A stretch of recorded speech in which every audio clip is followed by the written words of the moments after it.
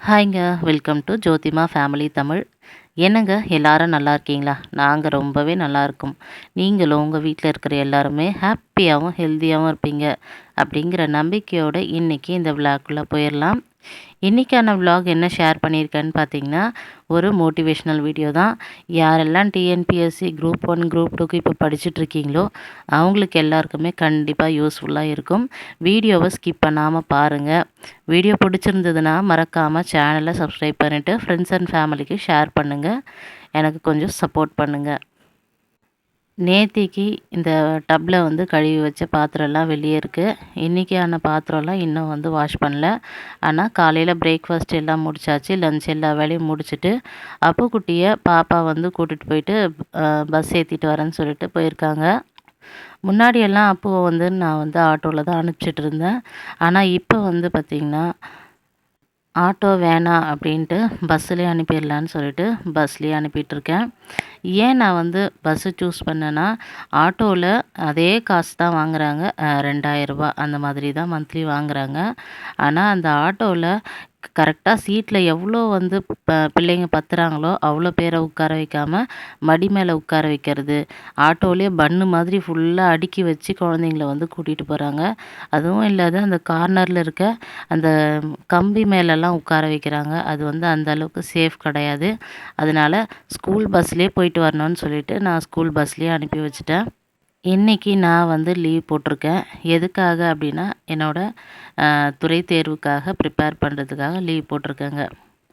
பாப்பாவுக்கு இன்றைக்கி first day college, அதுவும் ஒரு காரணம் தான்.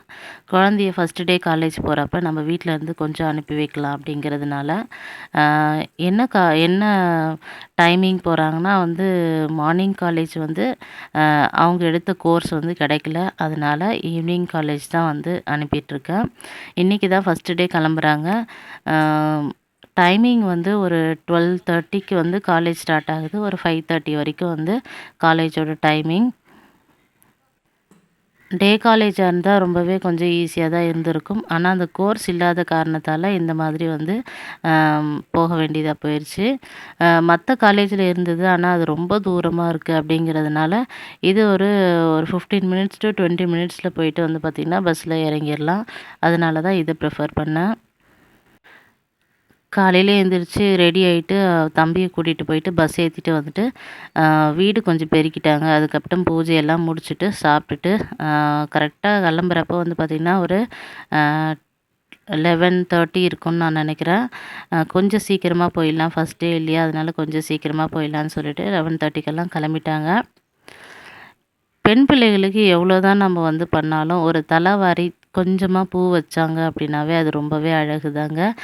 ரொம்ப நாள் ஆசை. ஸ்கூல் டைம்லலாம் அவங்க ஸ்கூலில், இவங்க ஸ்கூல்லன்னு இல்லை, ஸ்கூலில் அதாவது எந்த ஸ்கூல்லேயுமே ஸ்கூல் பிள்ளைங்க பூ வச்சுட்டு வர்றதுக்கு அலோவ் பண்ண மாட்டாங்க. கிளாஸ் டீச்சர் எதுவும் சொல்ல மாட்டாங்க. ஆனால் பிடி மிஸ்ஸுங்கெல்லாம் கண்டிப்பாக அந்த ரெஸ்ட்ரிக்ஷன்லாம் இருக்கும் இல்லையா, அந்த மாதிரி தான். இது வரைக்கும் இதெல்லாம் வச்சுட்டு போனதே கிடையாது. நான் தான் கம்பல் பண்ணி வச்சு விட்டேன். இப்போ இருக்கக்கூடிய காலகட்டத்தில் எவ்வளவு தான் இந்த ஃபேஷியல் பண்ணுறது, அதுக்கப்புறம் பார்த்திங்கன்னா க்ரீம் போடுறது இதெல்லாம் வந்தால் கூட நம்ம நார்மலாக ஃபேஸ் வாஷ் பண்ணிவிட்டு ஒரு சின்ன பொட்டு வச்சுட்டு ஒரு விபூதியோ சந்தனமோ வச்சு விட்டோம் அப்படின்னாவே அவ்வளோ அழகாக இருக்கும். தலை தலை வாரிட்டு பின்னிட்டு ஒரு சின்ன ஒரு பூ, அதாவது ஒரு அரை முழம் பூ கூட நம்ம வச்சோம் அப்படின்னா பெண்களுக்கு அழகு. இதை விட வேறு ஏதோ சிறந்தது கிடையவே கிடையாது. எவ்வளோ தான் நம்ம செலவு பண்ணி மேக்கப் பண்ணாலும் அழகாக தலைவாரி பொட்டு வச்சு ஒரு பூ வைக்கிறோம் இல்லைங்களா, அதில் இருக்கக்கூடிய அழகு கண்டிப்பாக வேறு எதுலேயுமே வராதுங்க. இயற்கையான அழகு எப்போவுமே அழகு தானே. அந்த காலத்துலலாம் நம்ம ஸ்கூலுக்கு போகிறப்ப இந்த மாதிரி தான் அம்மாங்கள்லாம் வச்சு அழகு பார்ப்பாங்க. அதே மாதிரி தான் எனக்கும். 2 பேரும் ஸ்கூலுக்கு கிளம்பியாச்சு. இதுக்கப்புறம் என்னோடய வேலை என்னென்னா, எக்ஸாமுக்கு கொஞ்சம் ப்ரிப்பேர் பண்ணுற வேலை தான். ஆல்ரெடி அப்பப்போ யூடியூப்பில் கொஞ்சம் பார்த்து நோட்ஸ் எல்லாம் எடுத்து வச்சுருக்கேன். அந்த நோட்ஸை ரிவிஷன் பண்ணணும். நாம் எந்த அளவுக்கு நோட்ஸ் எடுத்து வச்சுக்கிறோம், நம்ம எந்த அளவுக்கு படிக்கிறோம் அப்படிங்கிறது முக்கியம் கிடையாது. நம்ம எந்த அளவுக்கு ப்ராக்டிஸ் பண்ணுறோம் அப்படிங்கிறது தான் முக்கியம். நான் வந்து ஃபஸ்ட்டு வந்து முன்னாடியெல்லாம் டிஎன்பிஎஸ்சி எக்ஸாம், அதுக்கப்புறம் இந்த மாதிரி டெட் எக்ஸாம் இந்த மாதிரியெல்லாம் ட்ரை பண்ணிகிட்ருந்தேன். அதாவது ஒரு 10 இயர்ஸ் பேக். பாப்பா வந்து அப்போ யூகேஜி தான் படிச்சுட்ருந்தாளு. ஆனால் இப்போ வந்து நான் வந்து துறை தேர்வுக்கு வந்து ப்ரிப்பேர் பண்ணுறேன். அதாவது டிபார்ட்மெண்டல் எக்ஸாம் அந்த மாதிரி. அதாவது நம்ம ஒரு விஷயம் அடையிறதுக்கு ரொம்பவே நேரம் எடுத்துக்கலாம். ஆனால் அது வரைக்கும் நம்ம முயற்சி பண்ணிக்கிட்டே தான் இருக்கணும். அதை மட்டும் யாரும் வந்து மறந்துடாதீங்க. கிச்சன்லாம் வந்து டீப் க்ளீன் பண்ணாமல் பாத்திரம் மட்டும் எடுத்து சிங்க்கில் போட்டுட்டு கவுண்டர் டாப்பும் கேஸும் வந்து தொடச்சி விட்டுட்டு அதோடு நான் உட்காந்துட்டேங்க படிக்க. கிளம்பி போன பிறகு ஸ்டார்ட் பண்ணது கரெக்டாக ஒரு 5 o'clock வரைக்கும் கண்டினியூஸாக வந்து படிச்சுக்கிட்டேன். கொஞ்சமாக வந்து எப்போல்லாம் போர் அடிக்குதோ அந்த டைமில் கொஞ்சம் டீ போட்டு குடித்தாச்சு. இந்த மாதிரி நீங்கள் வந்து ஹோம் மேக்கர்ஸாக இருந்தீங்க அப்படின்னா கண்டிப்பாக குழந்தைங்க ஸ்கூலுக்கு போன பிறகு நமக்கு வந்து ஃப்ரீயாக இருக்கும் இல்லையா, அந்த டைமில் நாம் வந்து இந்த மாதிரி யூஸ் பண்ணிக்கலாம். இந்த மாதிரி தான் பண்ணுவோன்னே. நான் வந்து எக்ஸாமுக்கு படிக்கிறப்ப குழந்தைங்க ஸ்கூலுக்கு போன பிறகு ஃபுல் டைம் அப்படியே உட்காந்து படிக்க ஆரம்பிச்சிருவேன். எந்த வேலையும் செய்ய மாட்டேன்.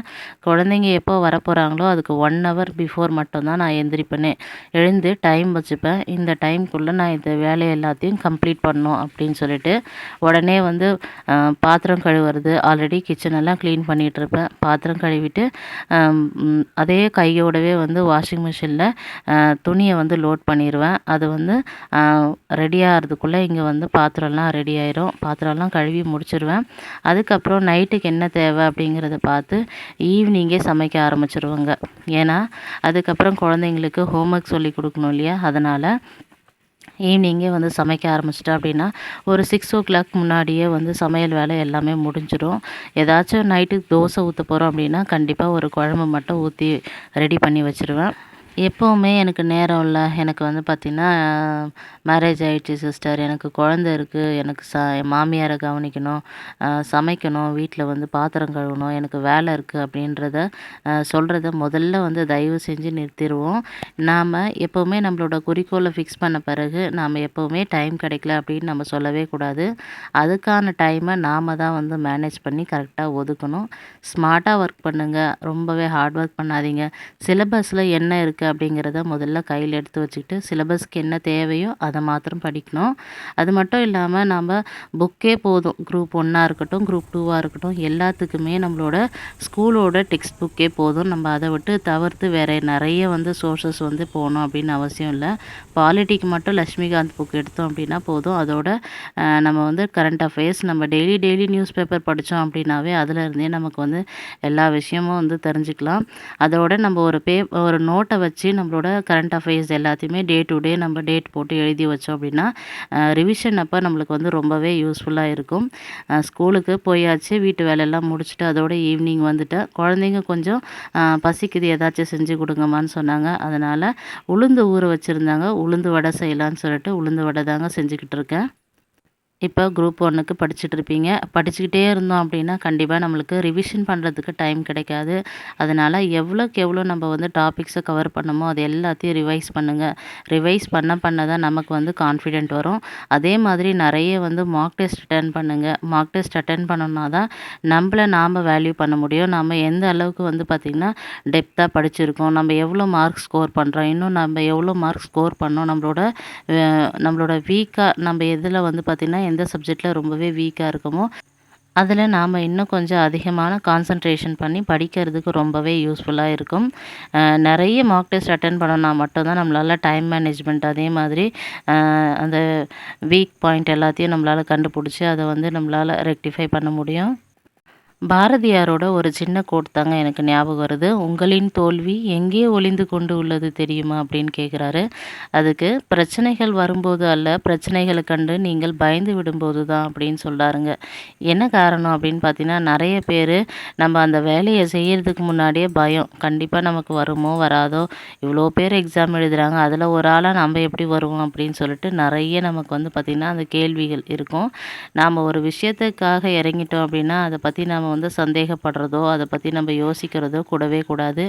எவ்வளோக்கு எவ்வளோ நம்மளால் ஹார்ட் ஒர்க் பண்ண முடியும் அப்படிங்கிறது தான் நம்மளோட ஃபுல் எஃபெக்ட் போட்டு ஹார்ட் ஒர்க் பண்ணி நம்ம அதை வந்து சக்ஸஸ் பண்ணுறது தான் பார்க்கணுமே ஒழிய அதெல்லாம் நம்ம ஆராய்ச்சி பண்ணிகிட்டு இருந்தோம் அப்படின்னா கண்டிப்பாக யாருமே எக்ஸாம் எழுதவே முடியாதுங்க.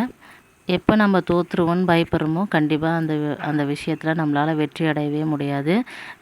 பிரச்சனைகள் வரும்னு நான் சொன்னேன் இல்லையா, எக்ஸாமுக்கு ப்ரிப்பேர் பண்ணுறதுக்கு முன்னாடியே நமக்கு டைம் கிடைக்குமோ கிடைக்காதோ, குழந்தை வச்சுட்ருக்கோம் எப்படி படிக்கிறது அப்படின்னு சொல்லிட்டு நம்ம யோசிக்கக்கூடாது. எப்படி நம்ம படிக்கலாம், என்ன டைமை வந்து நம்ம வந்து பார்த்திங்கன்னா ஒதுக்கலாம் அப்படின்னு சொல்லிட்டு தான் நாம் பிளான் பண்ணோம். எவ்வளவு பிரச்சனைனா வரட்டுங்க வாழ்க்கையில், நம்ம இடைவிடாத முயற்சியும் நல்ல பயிற்சியும் எடுத்துக்கிட்டோம் அப்படின்னா கண்டிப்பாக வெற்றி நிச்சயம். நானும் ஒரு காலத்தில் இப்படி தான் விழுந்து விழுந்து உட்காந்து எக்ஸாமுக்கு படிச்சுட்டு இருந்தேன். இப்போ எக்ஸாம் கிளியர் பண்ணிவிட்டு நான் வந்து ஒரு துறை தேர்வுக்கு வந்து ப்ரிப்பேர் பண்ணிக்கிட்டு இருக்கேன். இதுவும் நான் ஃபஸ்ட்டே எழுதியிருக்கலாம். ஆனால் வந்து பார்த்திங்கன்னா அதுக்கான சூழ்நிலை அமையலை அப்படின்னு தான் வந்து நான் சொல்லுவேன். அதனால தான் வந்து இப்போ எழுத வேண்டியதாக போச்சு. ஈவினிங் வடையெல்லாம் செஞ்சேன் இல்லைங்களா, சாமிக்கிட்ட ஒரு 2 வடை வச்சுட்டு நாங்களும் சாப்பிட்டுட்டு நைட்டுக்கு வந்து பார்த்திங்கன்னா தோசை ஊற்றிட்டு சாம்பார் வச்சுருக்கேன். அதையே வந்து ரெடி பண்ணிவிட்டு முடிச்சிக்க வேண்டியதுதான். 7:00 முன்னாடி சாப்பிட்டோம் அப்படின்னா நமக்கு வந்து நிறைய டைம் இருக்கும். குழந்தைங்களுக்கு ஹோம்ஒர்க் சொல்லி கொடுத்துக்கிட்டே நீங்களும் ரிவிஷன் பண்ணுங்கள். அதுக்கப்புறம் தூங்கிடுவாங்க இல்லையா, ஒரு 8:00 8:30க்கெல்லாம் தூங்கிட்டாங்க அப்படின்னா அதுக்கப்புறம் இருக்கக்கூடிய டைம் எல்லாமே நமக்கு தான். அதுக்கப்புறம் ஒரு 12:00 வரைக்கும் நம்ம படித்தோம் அப்படின்னா நம்மளுக்கு டைம் கண்டிப்பாக கிடைக்கும். இருக்கிற டைமை எப்படி பயன்படுத்தணும் அப்படின்னு பாருங்கள். டைம் இல்லைன்னு சொல்லி நம்ம டைம் வந்து பார்த்திங்கன்னா வேஸ்ட் பண்ண வேணாம்.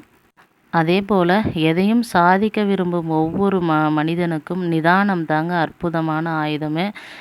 கோபமோ இல்லை பதட்டமோ கிடையாது. நிதானமாக ரொம்ப பொறுமையோடு நீங்கள் வந்து ஹேண்டில் பண்ணிங்க அப்படின்னா கண்டிப்பாக எக்ஸாமை கிளியர் பண்ணுறது ஒரு பெரிய விஷயமா இருக்காது. கிருத்திகை அன்றைக்கி எடுத்துகிட்ருக்கேன். காலையில் கிருத்திகைக்கு எல்லாம் முடிச்சுட்டு பூஜையெல்லாம் முடிச்சுட்டு கிளம்புனேன்.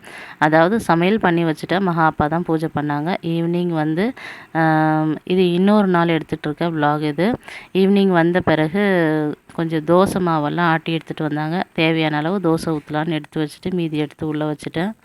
சமையல் வேலை ஈஸியாக முடியணும்னா கண்டிப்பாக தோசை மாவு இருக்கணும். நான் 2 நாளைக்கு ஒரு முறை தோசை மாவு அரைச்சிப்பேங்க. இப்போ தான் அரைச்சிட்டு வந்தேன். இந்த தோசை மாவில் 2 கரண்டி எடுத்துக்கிட்டு 2 கரண்டி கோதுமை மாவு, கொஞ்சமாக கேழ்வரகு மாவு, கம்பு மாவு, தினை மாவெல்லாம் இருக்குது. எல்லாத்தையும் மிக்ஸ் பண்ணிவிட்டு புளிச்ச தயிர் விட்டு சால்ட்டு போட்டு கரைச்சி வச்சுட்டோன்னா ஒரு 1 ஹவரில் நம்ம தோசை ஊற்றினா ரொம்பவே சூப்பராக வரும். ட்ரை பண்ணி பாருங்கள். இந்த வீடியோ கண்டிப்பாக உங்களுக்கு பிடிச்சிருக்கும்னு நான் நம்புகிறேன். வீடியோ பிடிச்சிருந்தா மறக்காமல் சேனலை சப்ஸ்கிரைப் பண்ணிவிட்டு ஃப்ரெண்ட்ஸ் அண்ட் ஃபேமிலிக்கு ஷேர் பண்ணுங்கள். இன்னொரு இன்ட்ரெஸ்டிங்கான விலாகில் பார்க்கலாம். பாய்.